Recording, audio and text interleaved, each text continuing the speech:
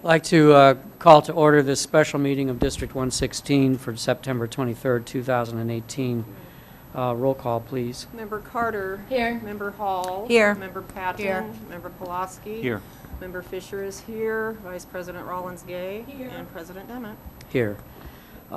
Before we approve the agenda and move forward, there's communication that I've gotten. There's a little bit of confusion about how this meeting will unfold today, and so I want to take a minute to explain that we certainly are going to hear from you that are here, but at the appropriate time we're moving into closed session so that we can discuss the issue.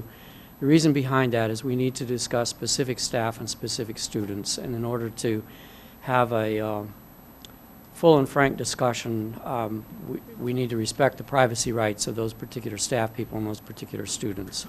So I just wanted to make that clear. And also, there's no action items on today's agenda. So today's agenda is for purposes of not for purposes of taking any action, but for purposes of making sure that the school board is fully and properly informed, so that at some future time, should it be necessary, that we can take the appropriate actions. So I just wanted to make that clear so that there's no misunderstandings. Now we'll have a motion to approve the agenda. So moved. Moved and seconded, and it is a single item agenda. All in favor say aye. Aye. Those opposed, same sign. Motion's carried. Now we will have citizen input, and I also want everyone to recognize that it's more important that the school board do a lot of listening as opposed to a lot of talking. And so we're absolutely here to listen to everything that needs to be said. But I would ask that we model the same type of behavior that we're asking our students and demanding of our students to model, and that we remain civil but yet get our points across. So the school board is very interested in hearing what you have to say. Our rules on public engagement, because I think a lot of you have not been to a meeting before, is that we allow up to 5 minutes. We do have, out of this point, 10 people that wish to address the board. So if everyone takes 5 minutes, that's 50 minutes. And there might be others that wish to fill out the goldenrod sheet. So if you do wish to talk to us today, please make sure that you have a goldenrod sheet filled out.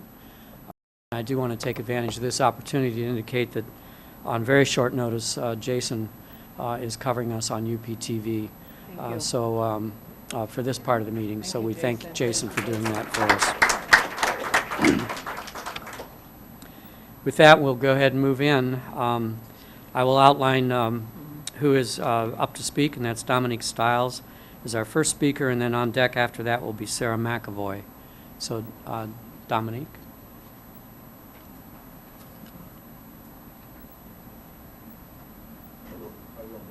All right. Oh, there we go. And just leave the mic on. For people coming back and forth, just leave it on. It's too hard turning them on and off. So I got wind of this meeting today through a couple that I had the opportunity to take care of at a restaurant I work at. They have students currently in the Urbana school district, and they've been to a few meetings. And when they heard that I had come up through the same school district, they said, "Hey, it'd be kind of cool if you showed up and gave your 2 cents on some of the new things that are going on." Which I thought would be an interesting perspective maybe for everybody here as a 2012 graduate of Urbana High School, so fairly recent alum, 6 years, right? So I am a UMS, a UHS alumni. I'm 24 years old. Actually, tomorrow's my 25th birthday. Thank you all very much. Life's I feel like a very interesting thing. There's always developments for a lot of different people. There's always a lot of things going on in everyone's lives. So I'm going to dive into mine just a touch before I make my point. My grandmother is very extremely bipolar. Actually, she just very recently had, you could call it an episode. My mother is, let's see, she has myasthenia gravis as well as multiple sclerosis, two things that kind of weigh on the same areas of the body. Let's see, I have a younger brother who is going through Urbana High School. He's in his final semester there. I've got a full-time job where I serve, I bartend, I also manage. I enjoy a good IPA, great poetry, and better conversation with good people. So it's a little bit disheartening having to worry about my brother being safe at school, where he's simply there to get an education. That being said, it is not, I feel like, only the schools, I don't want to say that are at fault, but all actions require a reaction. I also write. Like I mentioned before, I enjoy poetry, so I'm very fond of how things can build. And that being said, act after act after act is only going to heighten into a climax. There's a very solid quote that I'm sure everyone is very aware of. There are none so blind as those who choose not to see. I would just hope that we act accordingly to the things that are being presented in front of us before they reach that escalation that's beyond repair. So, thank you. Thank you.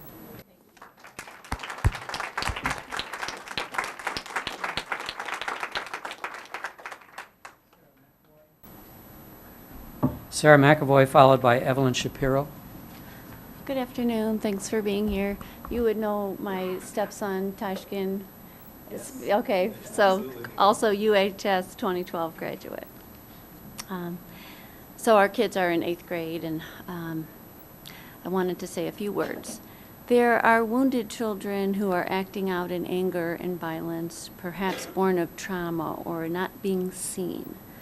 And allowing that child to continue perpetrating their own fears, anxiety, and anger onto others, are we in denial? Are we doing a disservice to that child by readmitting that student to school again and again after physical violence? Is that a form of not seeing that child yet again? We are certainly letting the rest of the children know who really runs the show. The children who are allowed to fight in school and fight yet again are wielding so much power because some of the adults in the system are saying it's okay. There aren't significant consequences for you. The violent culture is internalized and is now traumatizing the teachers and students alike. Despair and hopelessness spiral downward. What is it going to take to place children who repeatedly fight in an alternative setting in which they can get the help they need? Are broken bones and concussions not enough? Children need boundaries, limits, and consequences, or they feel out of control. If you won't apply boundaries, limits, and consequences for the sake of the aggressors, do it for the sake of the victims and the student body as a whole, for the teachers, for the staff. Addressing the social and emotional needs of students who are repeatedly fighting is crucial. They may need cognitive behavioral therapy or dialectical behavioral therapy. They need to be seen and heard. Trying to learn among 1,100 other students may not be the place where this healing and learning can happen. I'm in favor of setting a collective intention of peace in our schools with the expectation that high academic standards can be met within a peaceable school environment. We already have the experts for meeting high academic standards, our amazing teachers. We need peace activists and peacekeepers as invited speakers, volunteers, or perhaps paid consultants to build peace in our schools. This can include meditation, yoga, breathing techniques, nonviolent communication, training, anti-bullying training, nonviolent crisis intervention, etc. In the meantime, parents, caregivers, grandparents, school board members, central office administrators can walk the halls and sit in the lunchrooms and classrooms to be a peaceful influence. I'll be at UMS Tuesday morning to do so. Lastly, I worked as an educational consultant after 10 years of teaching at 40-plus public schools in Chicago on the west and south sides before moving to Urbana in 2000, and I did not encounter there what we are seeing in Urbana. As a parent of 2 8th graders, we are having to hire a writing coach and a math tutor to accelerate our kids' learning because our very capable UMS teachers are unable to teach the curriculum due to a lack of peace at UMS. Our kids are the peacemakers and the peacekeepers right now. I think the school board is duty-bound to step in now. Thank you for listening. Action is expected, and peace be with you. Thank you.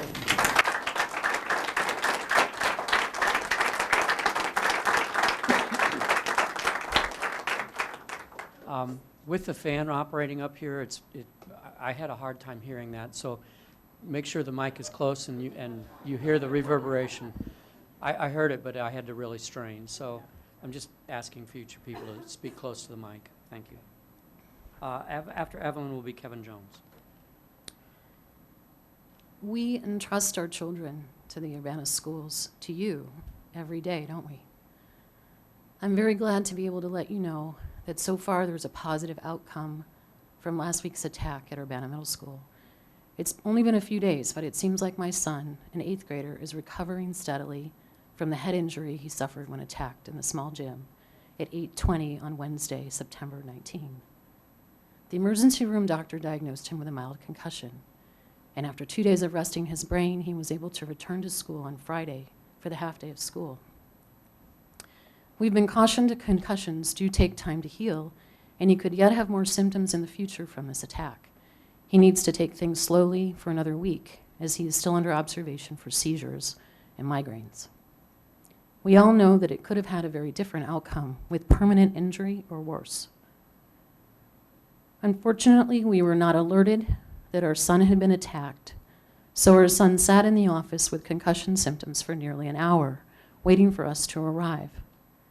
We heard instead, via texts and phone calls, from our village of parents who had heard from their students that something had happened to our son.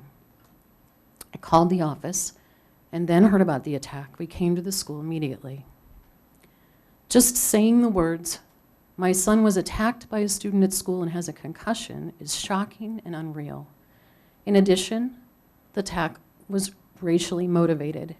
He was singled out because he's Latino, and his attacker was looking for that Mexican kid. Now, other Latino boys are nervous. Someone's tracking them down, wanting to injure them.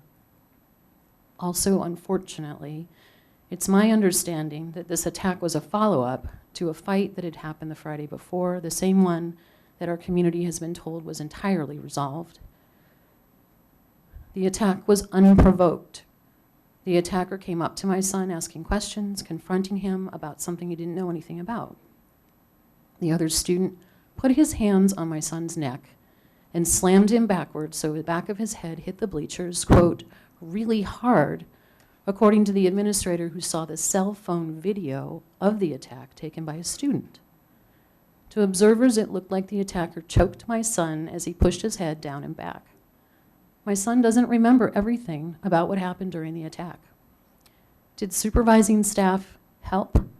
Another 8th grader who was there said he'd wanted to help, but was told by staff not to go over there. School officials reported that staff in the room radioed for help. We understand it was another friend who helped our son stand up and walked him to the office. The attack was witnessed by many people and traumatized others who heard about it, maybe because of the severity, how it was racially motivated, how it was unprovoked, and how he didn't get help from the adults in the room. If this could happen to my son, they reasoned it could happen to them. If a student known for repeated violence over the past few years can get away with an attack like that on school grounds with witnesses documented on video and come back into the school after a short break, how can others feel safe? We do need solutions to the violence. How is it that we are sending our children to a setting of daily fights, threats, and attacks? A place where the best advice we can give is stick with your friends, walk in groups in the hallway, avoid bullies. A place where we hope someone films an attack so there's a record and yet you won't be blamed. Really? What will keep Urbana's students, teachers, and staff safe? Beyond that, what will enable a good environment for learning? I'm not sure that I could bring myself to watch the video of the attack, but each of you need to see it. You need to see what happened. Thanks for listening.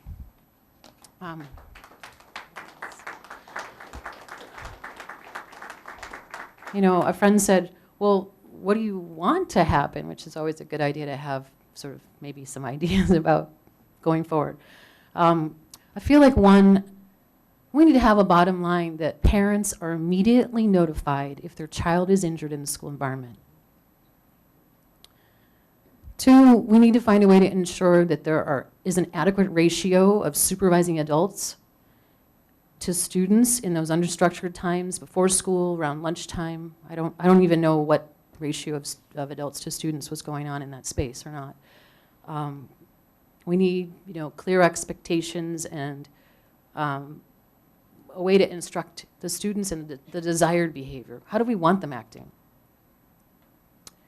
Number 4, we need to have known consequences for any student who attacks another.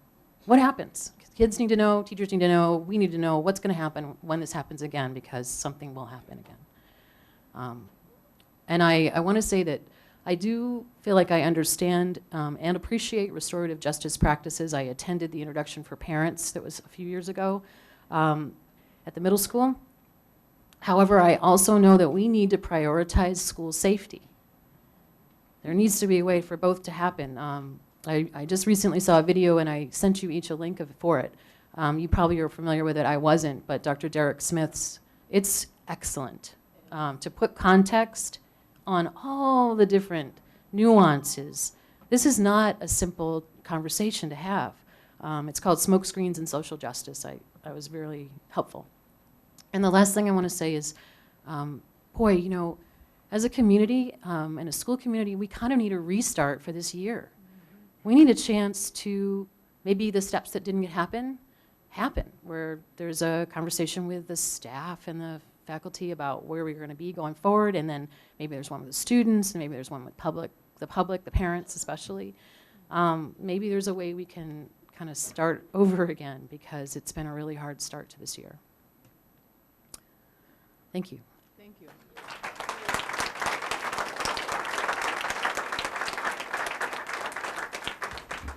Thank you.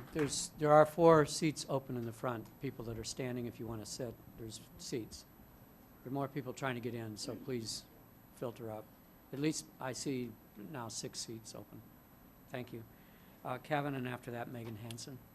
Hello, everyone. My name is Kevin Jones.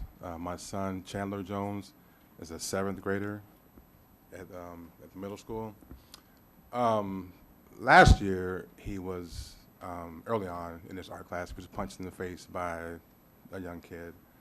And this year, he was walking home, he was jumped on by 3 kids. One of them being the same kid that punched him in the face early on. So if you know my kid, I mean, he's an excellent student. He struggles socially a little bit, so that's a fight in itself. But since there's no deans, it seems that there's no consequences, because when he was jumped on, there was a police report filed. There was we spoke with the vice principal, and the principal knows too, and we still to right now we haven't heard anything back. We haven't the police report, the school, so we don't. What's that? When did this happen? Last week. What day was this week? A week ago Friday. Yeah. So we haven't heard anything back from anyone on what the consequences are, and that's another thing that I don't know if it's just because the deans have been pulled out or whatnot, but it doesn't seem to be that there's any written consequences for when this stuff happens. And as parents, I mean, if there's not consequences, I mean, there's going to be a problem with, I mean, whether it's in the house, whether it's in school, whether it's in any event. If there's some consequences, it's the free-for-all, it seems. So, and we would also like to see something done. My son walks home most of the time. It would be nice, I mean, if there could be something done, you know, when stuff happens on the walk from school, you know, to home. So, I mean, right now, we're not even sure if we want to come back to school next year. You know, we're seriously considering moving, you know, and we shouldn't have to, you know. But that being said, you know, like I said, if there can just be some accountability for when this stuff happens, you know, because right now it seems to be a free-for-all, you know, and I don't really, I mean, I don't want when I send my kid to school, I don't want to have to think about anything else but him being in school, you know. So that's all I have. Thank you.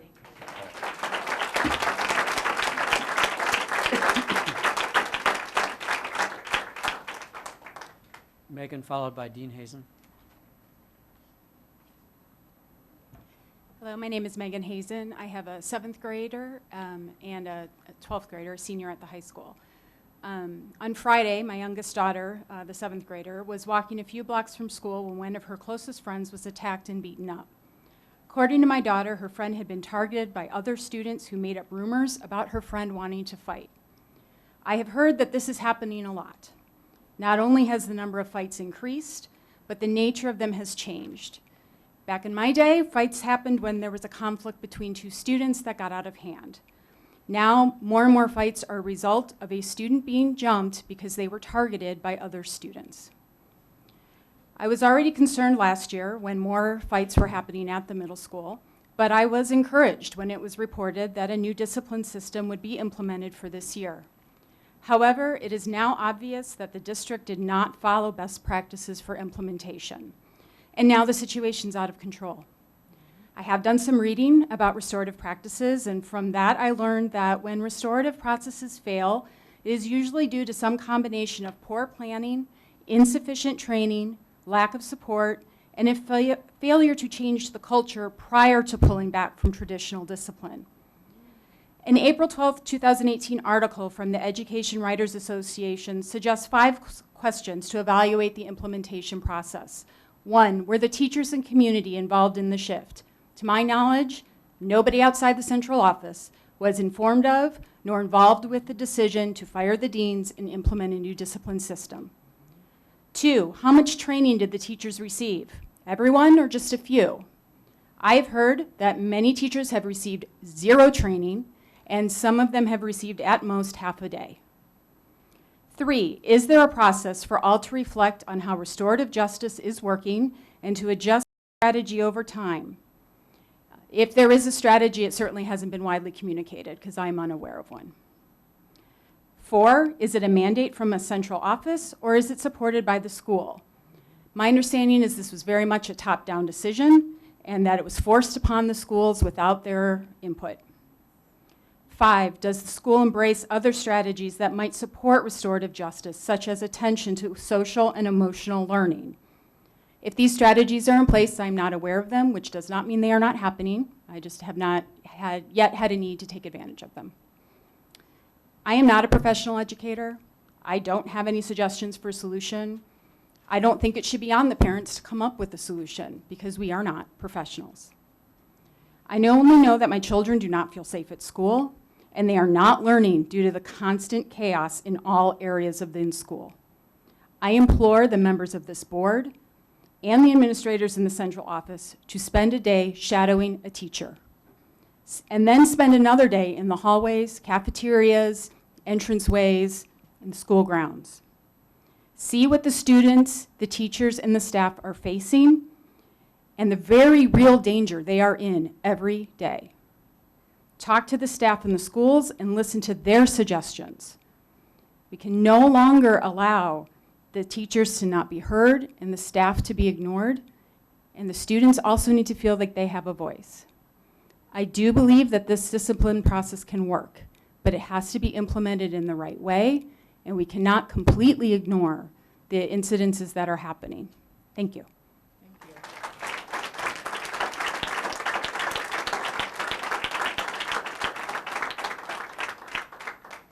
Dean, followed by Max. Max Poche, sorry. I know, I butchered that last name, I apologize. Afternoon. My name is Dean Hazen. I sit on the Urbana City Council, and I'm currently a retired police officer from the city of Urbana. I'm also a substitute teacher. I still hold my license in that. I didn't write out a nice speech like my wife did. I'm more of the kind of person that would just come up here and speak to you randomly, and hopefully it works.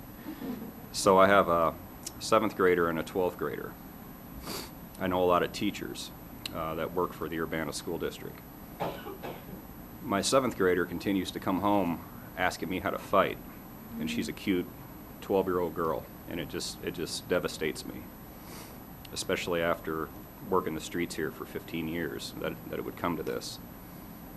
I have a good understanding of politics, and I know the history of the school fairly well for the last 15 years.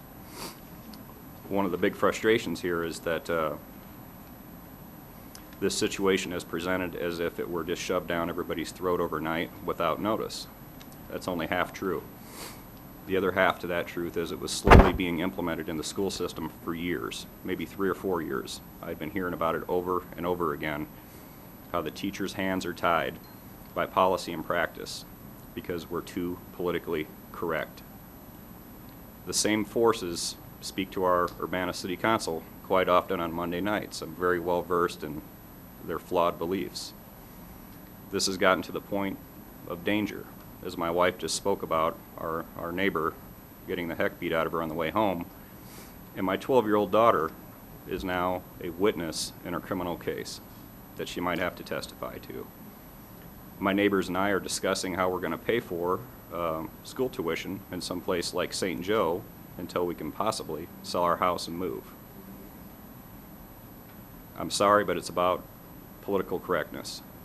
Teachers, adults, employees, any citizen, by law, has the right to use reasonable force to stop danger, to stop kids from being in danger or other teachers from being in danger. But they cannot because of practice and policy at the schools. It's been seeping in for 3 or 4 years, and then it was just slammed down our throat without notice, as far as I know. I don't read every paper and watch every news story, but I woke up one morning and it was here. But it had been happening slowly for 3 or 4 years. Teachers being assaulted and not being encouraged to report it to the police, being told it's just part of their job, just to suck it up. You know, that's the case. I could agree with you if you're a police officer or you're a security officer in the ER room, but not a teacher. So you have the authority to use reasonable force to stop violence in the school, whether it be a 22-year-old threatening a teacher or a child or another child threatening a teacher or a child. They need to be stopped and removed. Doesn't matter what color they are, we got to stop playing that game. Okay? This restorative justice thing, I don't have any time for it personally. My wife is a little more optimistic about it. I am not. What we need is common sense, traditional practices that are tried and true and that work. I'm all for working with the kids afterwards if they're problem childs. And let me say this. I actually feel sorry for you guys because and I don't mean that sarcastically, I know that you didn't start this problem. This is a symptom. It's a cultural problem that has fallen on your lap. But what you can do is control how we respond to it. Okay? I know you didn't start it. It's just come right in your front door. But we're not able to combat something like this if we can't identify it for what it is and be tough about dealing with it. I thank you for your time.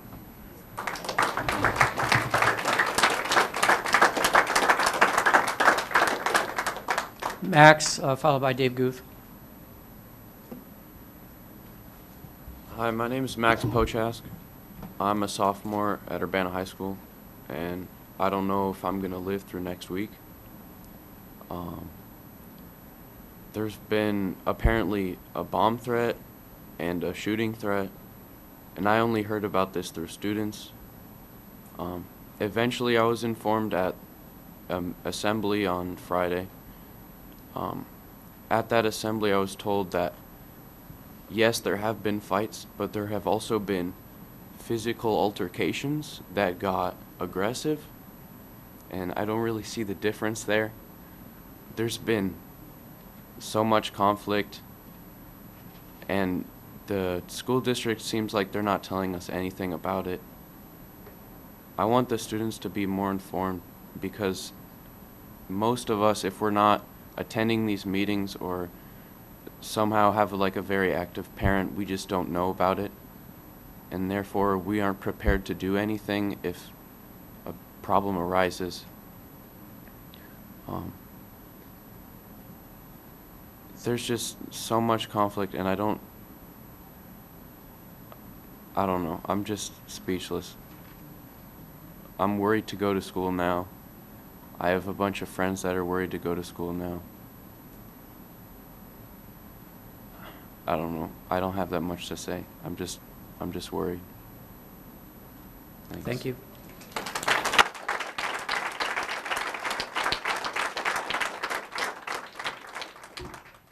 David, and then Theo Johnson after David.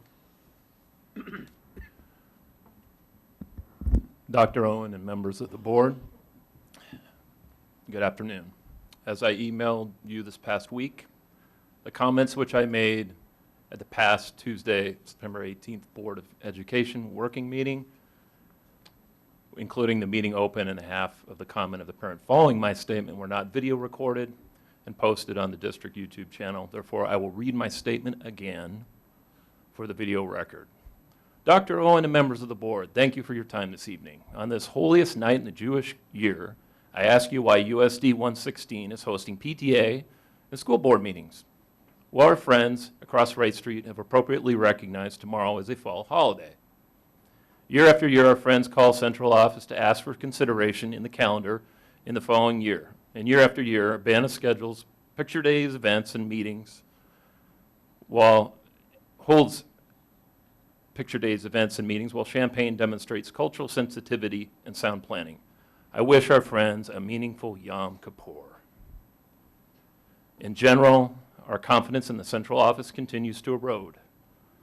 Recent events of the past week include a former student signing in at UHS and proceeding to a classroom to assault a current student, injured teachers, and bullet holes and broken windows at UMS. Asking parents and educators to participate in a detailed strategic planning process while the district is in crisis is analogous to trying to teach a soldier in the trenches to knit. Central office is failing to acknowledge the basic hierarchy of human needs, which begins with safety and security. We believe that the working conditions of our staff are the learning conditions of our students. That concludes my previous public statement from Tuesday, September 18. I would like to add that the conditions related to school safety noted in this statement have only accelerated in the past week. We are facing a complete breakdown of authority and safety within and outside of the schools, as you've heard from parents and students. As parents today will attest, their children, at no fault of their own, were assaulted with little or no pretext, and in many cases with severe physical, mental, and emotional harm. Educators and staff are being assaulted, injured, and sent to the local emergency room at an unprecedented rate. In local news reports with the superintendent, Don Owen, the reporter states that the district can't pinpoint why the violence is worse. From a systems perspective, when an entire system is breaking down,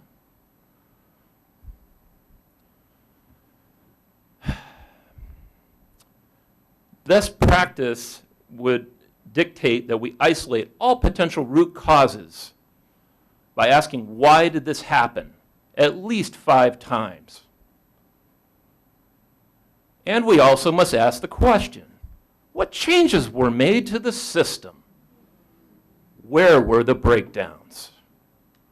Well, it does not take much analysis to problem solve where the root cause of violence is coming from. Young people crave having consistent boundaries set for them by adults they respect. Fact, our students are going to test any new relationships and boundaries until they feel that they are secure within those new relationships and boundaries. The new system implemented at the start of the school year did not adequately provide consistent boundaries. And so the students perpetrating the violence will continue to do so until they find boundaries firmly established by educators and staff they respect. Systems promoting social equity but lacking clear disciplinary consequences communicated up front are a failure.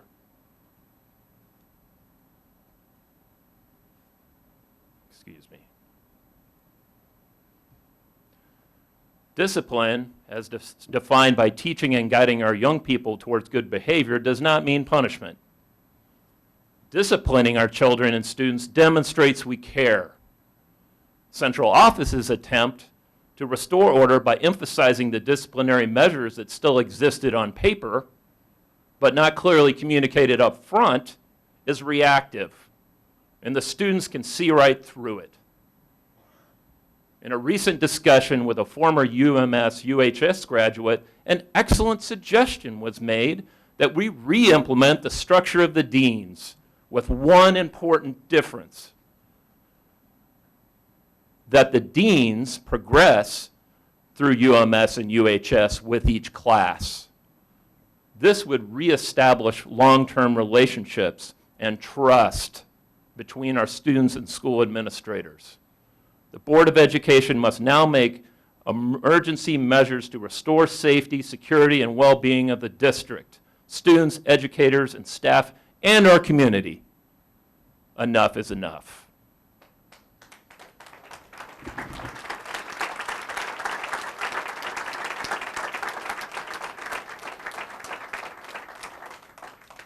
Theo? Yeah. And R. Turner Winston's next. Hi, I'm Theo. I'm a sophomore at Urbana High School. Last month, about a month ago, at the beginning of school, I talked to a lot of my friends and a lot of people that I know at the high school, and pretty much everyone, I don't want to say everyone, most people at the high school were optimistic about the system that was being put in place, about the restorative justice system. And I do still appreciate that the effort that the administration's trying to make. I appreciate restorative justice. I think that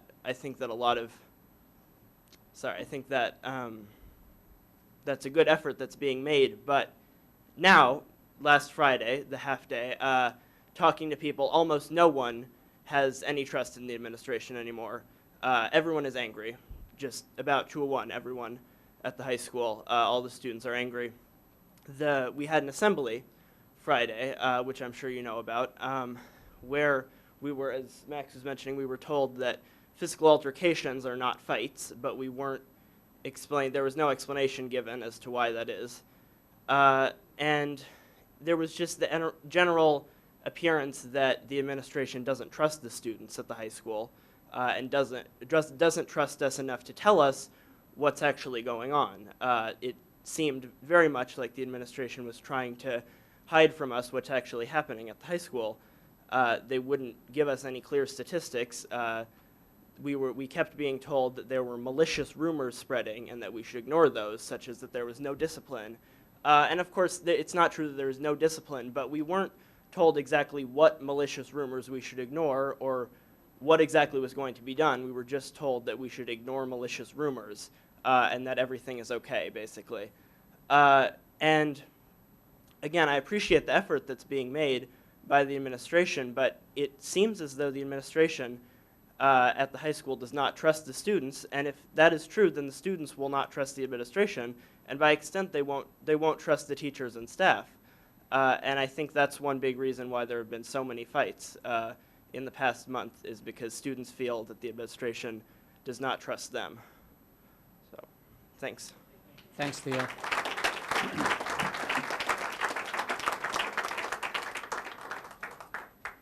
R. Turner Winston, followed by Linda Miner. Good afternoon. Ronnie Turner Winston, Urbana parent. The fourth of my children and last is a 7th grader at the middle school.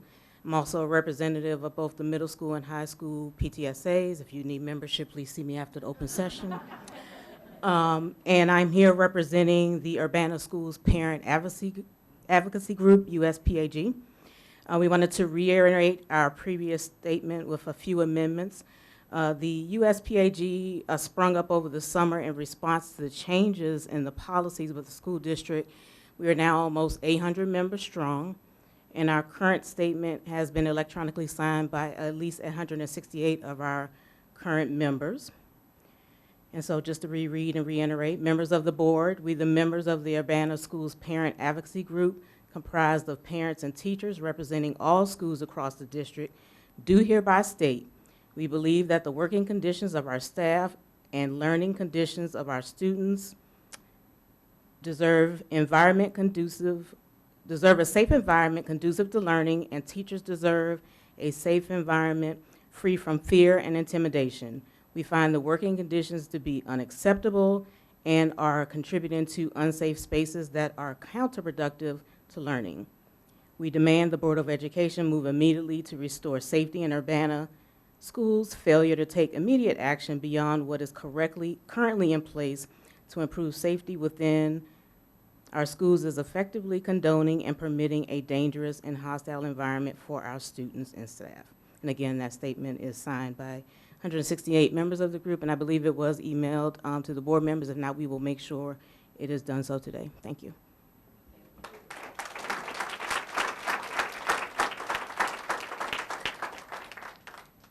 Linda, followed by Mick.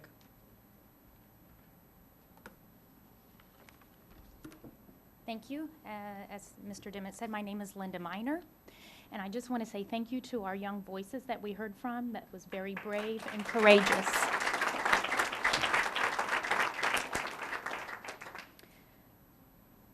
The video that Evelyn mentioned in her statement, I sent to you on Friday. I understand you've got normal lives and a lot of things sprung up on you. If you have not had time to view that video, I implore that you please do so. I think most board members have took the opportunity and made sure we saw it before we got here today. Thank you. It's hard to ask for help. It's hard to ask for help as an individual, let alone an organization such as our school district. But we don't need more of the same. We need help. We heard teachers at last Tuesday's board meeting cry for help. We've heard stories, families, the impact, and if your stomach did not turn on these stories from the teachers, I ask, do you have a pulse? We can't go on any longer. In my email with the video link, I suggest that we gather some key players in our community. We have so many wonderful resources in our community. People who have been through this before. They specialize in this down the street at Cunningham. We need to work together to find solutions. No more of the same. We need change. And I have key people in the community that I know personally who have had experience. Please contact me and I will share those names with you. Thank you.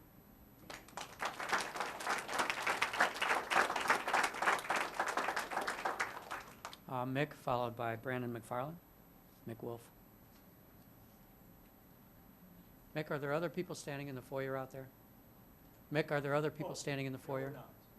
Okay, because there's chairs up front for people that want to sit down.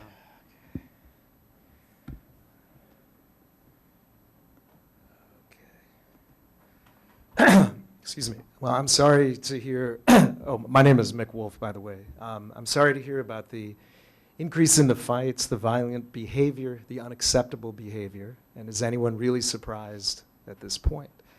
As a community member for over 40 years, a father of a recently graduated UHS student, and as a substitute teacher entering my 5th year, I realize that what I have to say is of little consequence. Regardless, I'm compelled to come and share my thoughts. What really is too bad is that the concerns that many of the teachers, a few students, and a number of parents expressed last spring were truly of little consequence, more than what I have to say.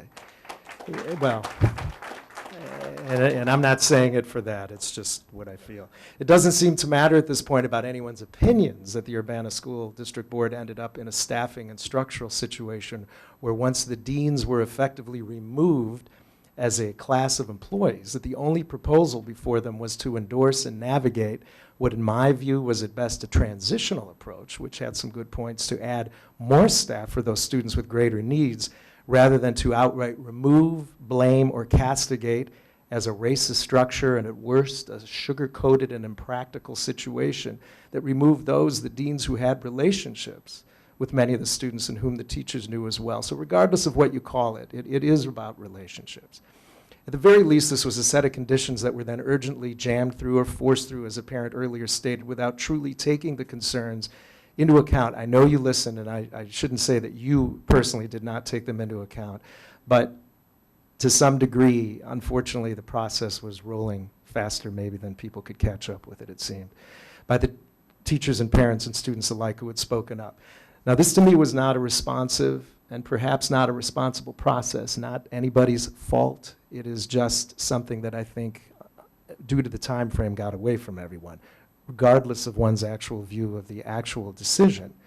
Obviously, there are many reasons for what has been going on: long-standing historical, socioeconomic, cultural reasons, dissolution of family systems, lack of engaged parenting, lack of effective consequences, and simply a lack of social and conflict resolution skills.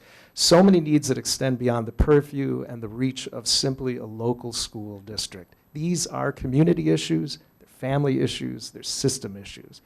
For all that the district has invested in the idea of restorative circles, are they being employed? For all that the suspension has been removed, what were effective practices before anyway versus now? And even with that, the reality is that without the willingness of those specific students who are involved as offenders and those specific parents of those students, those who act out, how will real effective change occur? Years ago, when Superintendent Culver came from Texas after the consent decree in Champaign's Unit 4, and I worked in the office with John Lee Johnson, so I was very aware of a lot of the issues in the lawsuit at the time. Superintendent Culver was quoted in The Optimist as saying something to the effect of, "Give me a strong principal over a good teacher any day." And I thought when I read that, what an attitude. Even if you truly believe that, why not come into a new community with more honey than vinegar and engage everyone? He set the teachers off from the get-go as well as many parents. To me, it would have been far better to come in with an attitude that it takes a village, that we need the administration, the principals, the teachers, the students, and yes, the parents. Ultimately, without the parents, you will not get where you need to go. Without the students and the parents together, without the support, the skills, everything, to me, is a Band-Aid. I hope in moving forward that this mistake is not made by buying another bill of goods, that thinking that years of historical, socioeconomic issues that can simply be reversed without extensive school, community, social services, housing, parent and family, and economic support, in my view, is naive at this point, and in my view, irresponsible to leave out of the process of consideration. Where's the common sense these days in a litigious American society at this point? Everyone is so afraid of liability or being labeled unsympathetic to real societal needs. Mollycoddling, sticking to what isn't working, rolling over, a lack of consequences also will get us nowhere. I mean, in the end, if you don't have services directly for and cooperation directly from the students involved, and if you don't have the parents involved, you can call it anything you like. The dean structure is maybe racist, that there are no more suspensions, that the teachers and all the other students must put up with all the unacceptable behavior, that the teachers at UMS, if the reports are accurate, have to endure what they have recently, broken bones. I mean, where are we headed? Guns and gangs? I grew up in a fairly violent environment, very racially charged. Not here in Northern Illinois. And it's sad to see all these years later, these things happening here. So what will you do? How will you do what you can do, and maybe figuring out really what your limitations are, because there's so many reasons for this. How will you partner with other community services that are out here? I mean, I work at the Champaign-Urbana Tenant Union, for over 25 years. We see so many things going on. And there are just so many issues affecting people, so much stress, anxiety, and beyond what so many people even have an understanding of. Well, what about the parents, working with them, the students who find themselves in the position, whether they're instigators, or they're drawn along into something, or they just think that they have to act out, or as we used to say, monkey see, monkey do, or having to prove themselves. And that's not just the boys, it's the girls as well. And then what about the teachers? The teachers need the support. My mother was a school teacher for many years, very active in the teachers union. They need to have the support. The parents want them to have support. My God, they send the kids there for whatever it is, 8 hours a day. So you want to know that your children are being taken care of in class. I would like to know also, just briefly here, about policy in terms of intervening in a fight. What is the position of a substitute teacher? I have never received direct training on this. I happened to be at the school substituting once when they had a mock gun lockdown at UHS. I was not the teacher in charge, thankfully, because I'd not been trained and I had no idea what to do. I'm not given to hyperbole, rhetoric, or escalations. My approach generally is to take the temperature down, look at things accurately, see what can be done logistically, and moving forward. But if substitutes who are not in the teachers' union have no benefits as employees of the USD, what happens with getting backed up in case of liability and or injury if we somehow are drawn into a situation that if students were hurt, maybe we could be taken to task or sued for standing by, if you think about Good Samaritan laws, or for intervening. It's a no-win situation. And let me just ask this too about the teachers. What are they supposed to do? What is the actual policy? So either the USD comes up with acceptable behaviors or it doesn't. Cultural relativity is important to take into consideration always. I love cultures. I study them. I had a degree in anthropology. Doesn't matter, but whatever. But the point is, we can go down a slippery slope with that, and I hope you find the right way, because you cannot have 2 or more sets of acceptable behavior. You just cannot do it this way if you're going to try to find common ground. So I hope you find the right way, whatever that is. This is not an easy task ahead of you. Common sense, whatever that means these days. Be creative, but don't reinvent the wheel. Listen to the teachers. Give them support. Listen to the parents, to the students. They need it as well. Classrooms and hallways do not need to be held hostage any longer, really, do they? Remove the offenders. Get the parents engaged. Put together an effective system. And when progress has been made, as you hope that they will be, because we really shouldn't be leaving any child behind, but not in the way that this, policy was meted out in Washington many years ago. And the skills learned, achievements made, progress made, then and only then should they be allowed back in. There has to be some kind of system of cooperation. Think logistically, think, how is it going to happen? Some people say, oh, are you a big picture person? Oh, you're caught up in the minutia, but you have to see it. Where are you going with this? And if you don't take actual steps along the way, as others have stated, you will not get there. It will be just one more superficial, well-intended, couldn't quite get there approach. So I do wish you well, and I thank you for your time and all of your efforts. Thank you.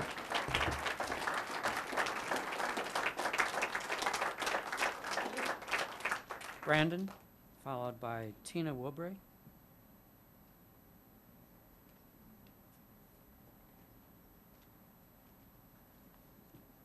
Good afternoon, everyone. I'll start by saying I am a staff member at UMS, but I won't come to you as a staff member. I'll come to you as a community member. I'll only say one thing.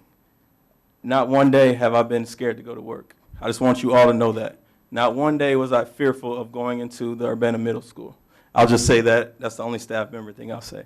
But I come to you as a kid who grew up on Eureka Street, north end of Urbana, right by Dunbar Court, right by Martin Luther King Elementary School. And I grew up on a street where across the street my neighbor had a kid at 12. I played sports and went to a park where there were gang meetings and there were drug dealings and there were fights. Another park I played baseball in, there were killings and shootings, still are to this day. growing up where I grew up, I had to play baseball at Blair Park because we didn't have one at the time. So when I was 10, the reason I'm here is because I had a great family. My father started the league back up at Douglas, and it's still going to this day. So that's the reason I'm here, because I had a great family and a great support system behind me. A lot of the kids that we're talking about, a lot of the kids that we want removed, a lot of the kids that may fight, a lot of the kids that are asking for help, they don't have any support from anybody other than what we give them.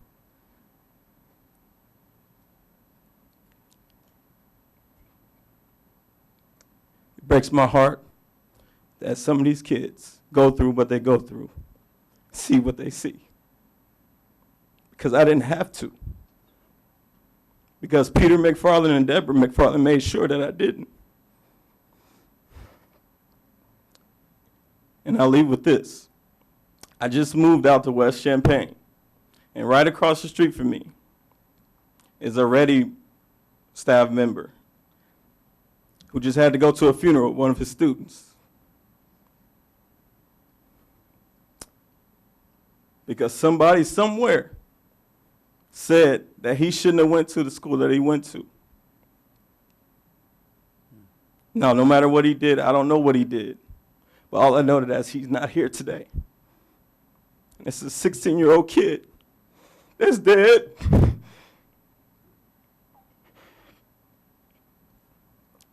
And I feel for you parents that have had things happen to your kids. I know. I have a 2.5-year-old and a 6-month-old. And Lord knows I don't want anything happening to them. But they're here today, and they have a chance to move forward and be something. But there was a kid recently that didn't have a chance, that won't have a chance moving forward. So I'll say that everybody in the community needs to take it upon themselves. And I'm not saying that the school district hasn't done anything wrong, and I'm not saying that they've done everything wrong, because we're trying. Everybody's trying. But everybody needs to try harder. Thank you.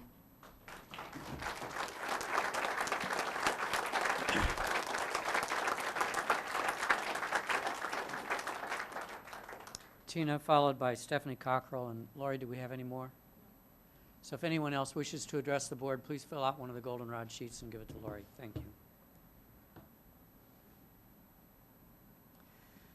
Hi, thank you all for being here. My name is Tina Hubry. I teach 6th grade social studies at the middle school.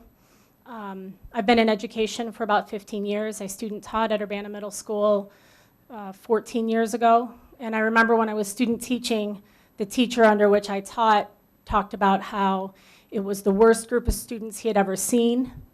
He did some math and came up with a theory that these kids were the product of the crack era, and that these children were very likely, there was a high percentage of crack babies. This didn't come from data. This was just something he had come up with.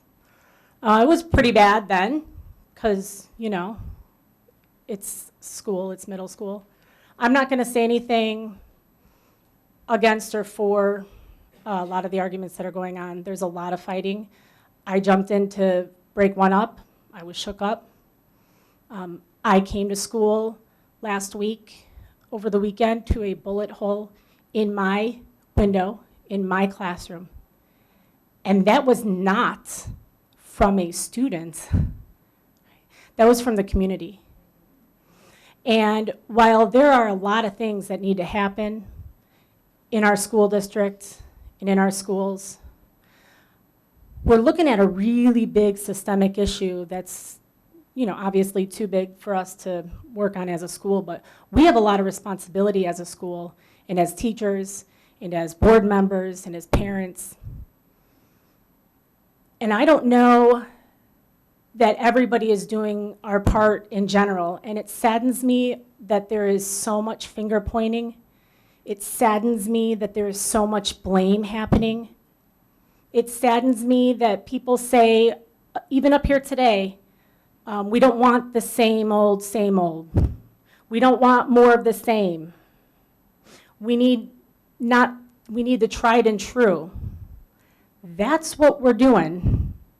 It's not necessarily going very well right now, but I cannot even believe for one moment that what's going on right now in the middle and high school is due to the restructuring of our discipline plan. I cannot believe for a moment that it is due to removing the dean positions. When we removed the dean positions, we added a number of supports, highly qualified personnel to work with students who are dealing with very severe issues that are bigger than us as a school and as teachers. And it's amazing. As a 6th grade teacher, I have 9 people I can call before I call my administrator. And a lot of these people are people who are very well versed in dealing with trauma, students, kids who come from trauma or high crisis situations. Restorative practices is not soft. It doesn't say be soft. Restorative practices has nothing to do with not giving consequences when consequences are deserved. And sure, there are definitely some policies and practices that need to be put in place, that need to be rethought, that need to be looked at and reevaluated. But restorative practices does not mean we don't give kids consequences when they have done something that deserves a consequence. What it means is that we guide those students through things. So maybe that part we need to beef up.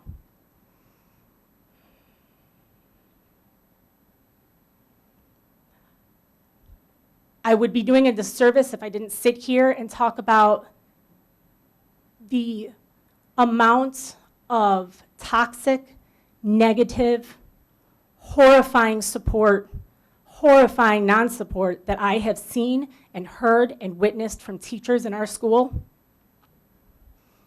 Made a lot of enemies last year because I was kind of on board with this. We can't do the same old because that's what we've been doing and it hasn't been working. That's why we're here. We're here because what's been going on for decades and eons and however long you want to say hasn't been working. We cannot blame the fights this year on a structural change. We can't. We can't blame it on anything because there's too many factors in play. There's a bigger society. Those gun holes, those bullet holes in my window, that didn't come from students. There is definitely something going on in the bigger of society, and we need to do as best as we can. We can't fix it all, but we can't put a wall around our school. I didn't. So,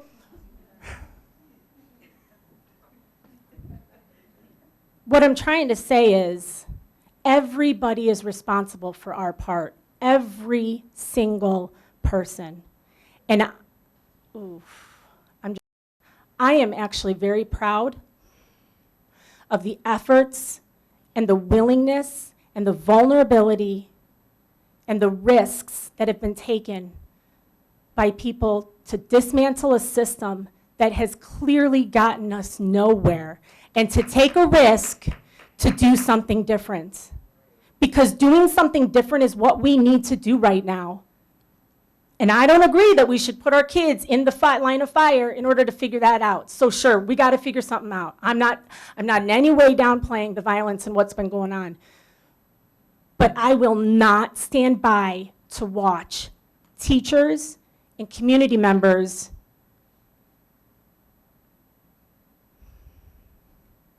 break down a system that can actually work. I see emails, I see social media postings, I hear conversations, and it's all toxic, and it's blame, and it's horrifying. The things that the kids say about their not being disciplined and that they can run wild, you know who the first person I heard say that? A teacher.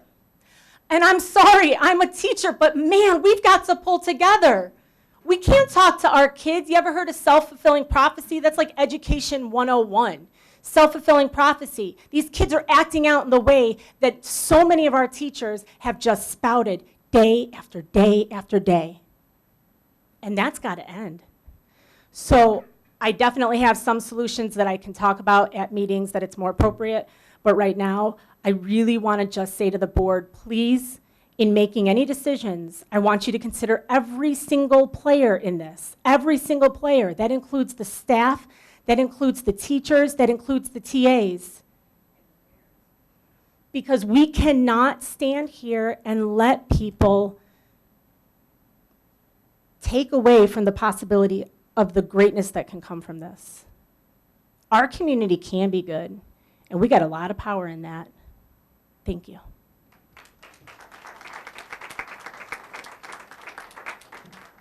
Stephanie Cockrell, and then Lori, anyone else? All right. Hello, everyone. I want to speak to you as a parent first. I have put 6 students through this school, and thank the Lord I'm on the last one. Thank you, Jesus. So I've had these conversations with my children, and we've talked about the entire thing. We talk about everything. My kids, we have been in the heart of the community. We have grown up, and they have grown up in the communities with the children that our teachers and the people here call offenders, and it hurts my heart. They are not criminals. They are children who have been hurt so badly.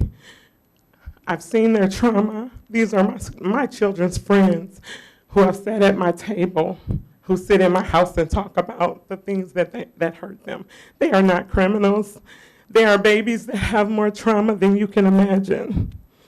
And I speak to you because my kids are those kids too. I came here divorced, and I lived in Dunbar Court with these families. These are our children, and I see them in a very different way than some people have grown to see them. I do want to say this. My daughter, Jalen Cockrell, who graduated last year, and if she wasn't working today, she was going to come with me. Jalen, when we started talking about deans being removed, Jalen said, yes, it's about time they finally did that. And I said, let's talk about that. Let's unpack that. And she said, they don't care about us. They have never cared about us. Jalen began to tell me about some of the things she experienced where she watched the dean tell a student that a male student, a black male student, he was going to be suspended for something he had done, and basically saying, get him out of here. And then he was in an altercation with a white male student.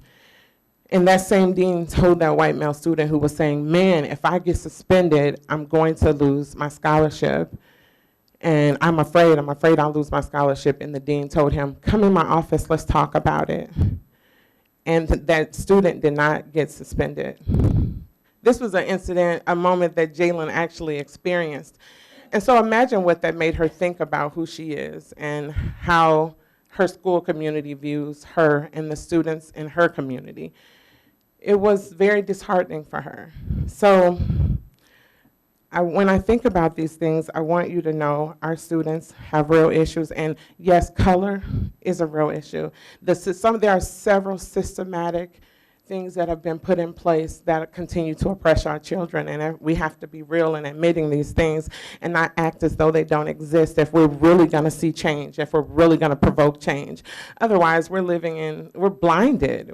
We've got on blinders, and we're refusing to see the things that are really going on with our children and our families. Not just with our children, with our children's parents. I've walked into meetings where people were like, oh, we didn't think you were going to come. Why? Because you've made an assumption about the African American parent. And I've had people share those things with me. So I just want to say this. Thank you so much for taking the time to change a system that wasn't really effective for all students.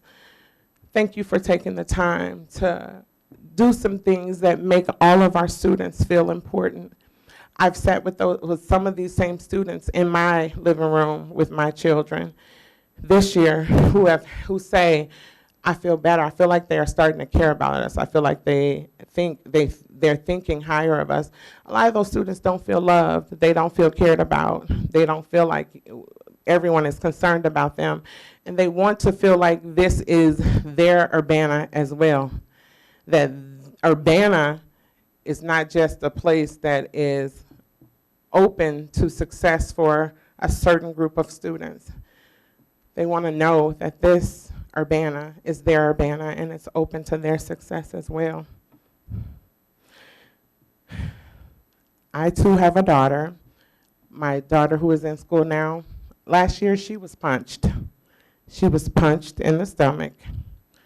And I called the school and I heard about what was going on. I'm like, what happened to my baby? But I want to say this. Of course, my child, I love my child. My children are my world. And I'm very concerned about her safety. So I'm not telling anyone to forget about safety, but I'm telling you to consider the kind of safety measures we take. When I called to ask about the student that had hit my child, I asked them, can you tell me, do you know what that student is going through?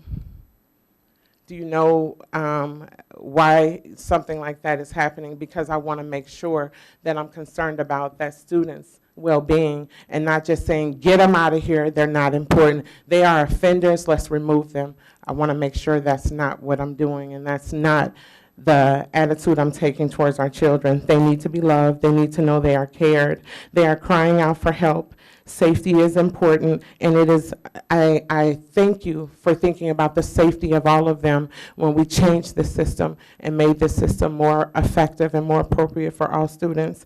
We need systems that do not criminalize or victimize our children. We need teachers in our school community that does not consider our children as offenders and people in need of policing. Because the more we do that, the more they're going to show these things. And I'm very grateful for the people who take time to talk to them. I am the kind, so now I'll speak as an employee. I have no problem jumping out there with students. I have been out there when students were getting ready to have an altercation, and I've been able to reach out and hug them and say, hey, come and talk to me. And what could have been really bad, because we jump in with love and with care and concern, those situations have changed. And that student even came up to me on Friday and said, man, you're one of my favorite people in this building, and I appreciate that you care about who I am. And he came to me at the end of the day and said, I didn't fight, Miss Stephanie. And I was like, yes, I'm so proud of you. That's one win. And it's a win for love, for care and concern. And when we look at our students as children and help them with their traumatic needs and the things that they are dealing with that some of us would probably never be able to handle.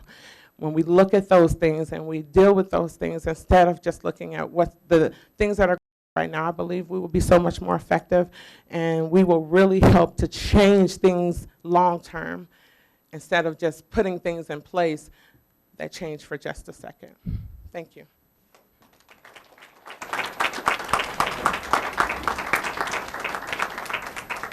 Is there anyone else that wishes to address the board? Anyone else wish to address the board? Seeing none, are there any board members that wish to say anything before we go into closed session? No, just that I know I expressed the views of everyone at this table, that we very much appreciate the time you're taking today and the time many of you took to contact us individually. It helps us do our job, and our hearts are breaking just as yours are. And I hope you have good faith that we can move ahead and make improvements, even though, as many of you pointed out, the path is not clear. So thank you for your continued support, and most importantly, for your continued involvement in our schools. Ann? I also echo Ms. Patton's comments. I thank everybody for their voices and for everything I've heard and all the communications I've been getting, emails, letters, phone calls, everything. I especially want to thank all the students who've spoken today. I really value your input. I'm a parent as much as a board member, and it takes a lot of courage to come up and talk to all of us. You're very well-spoken and very intelligent, and you have, your parents should be very proud of you, but I'm really glad that you're with our school district because we need to hear more of you guys. Tell your friends and tell them to speak up because we need your voices as much as all of the grown-ups in the room. Thank you. Other board members? I want to echo that. Been on the board a long time. It's not the first time that I've lost sleep over board service, but this is certainly one of the times that's been very, very difficult to be a board member. You need to understand, the public needs to understand that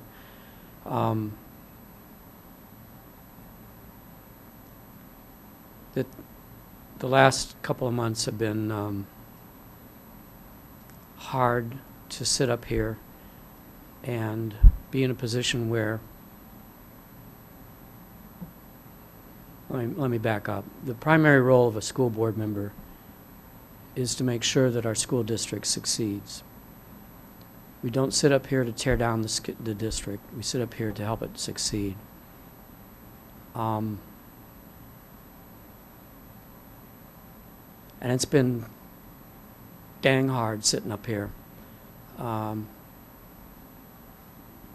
with work that we're trying to do, some of which involves specific personnel, and so we're not allowed to talk about it. Some of it involves specific students. We're not allowed to talk about it. The input that we have been getting is, to be frank about it, more than any other input we've ever gotten since last March. And it's been consistent, and you need to be reassured that we're listening, that we're trying to divine the best way forward. We're trying to discern the best way to move forward. And it has been hard.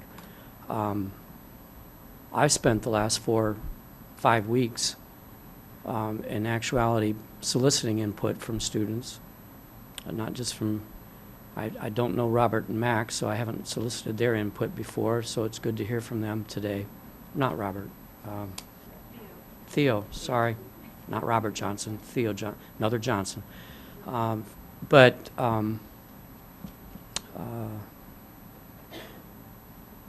What I've been told is that if you haven't been part of the conflicts, that school is pretty much the same as it has been, but with an edge,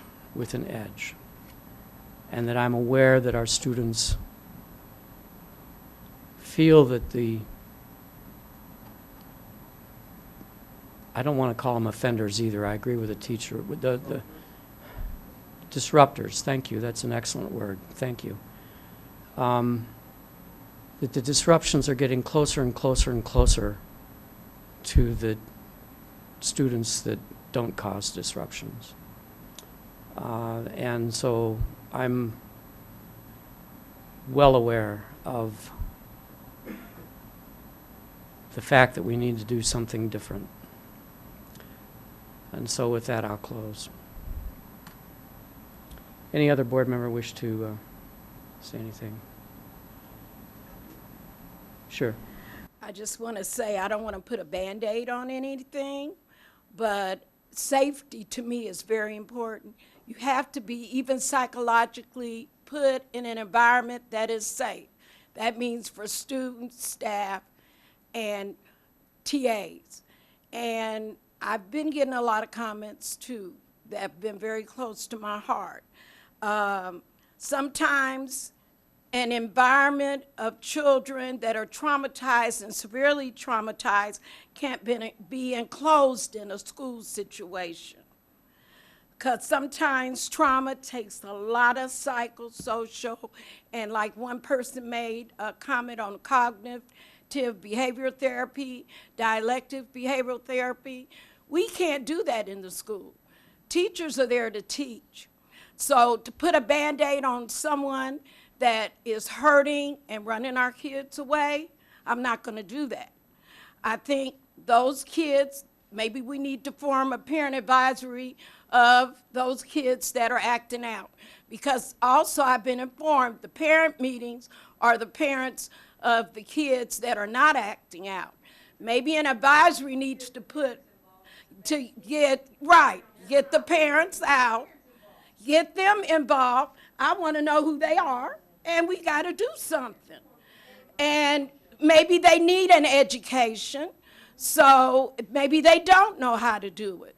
Well, there are 800 people on the parent advisory board. Let's do something. It's the way I feel.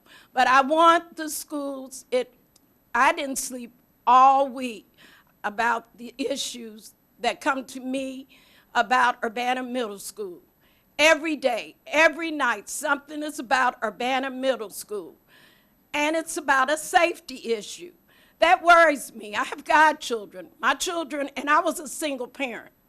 And that was no excuse for my children not to succeed. And they did quite well. But the one thing I said, we need to do something. I agree with the community, but I am not going to put a Band-Aid on trauma and let it go. We can't do that. Because that trauma then becomes an adult. And then we're in real big trouble.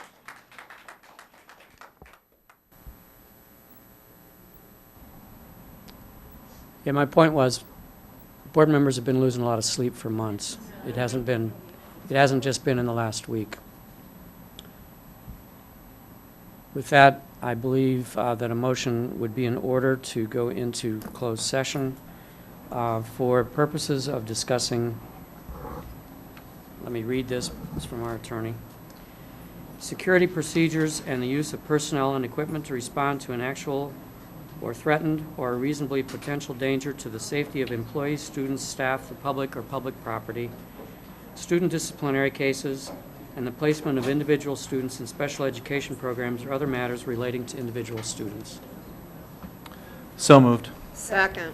Moved and seconded. All in favor, say aye. Roll call. Aye. Oh, Roll call. I'm sorry. Roll call. Member Thank Carter? Yes. Member Hall? Yes. Member Patton? Yes. Member Pulaski? Yes. Member Fisher votes yes. Vice President Rollins Gay and President Demmett. you. Yes. Thank you, everyone, for coming today. We really do appreciate it. Thank you.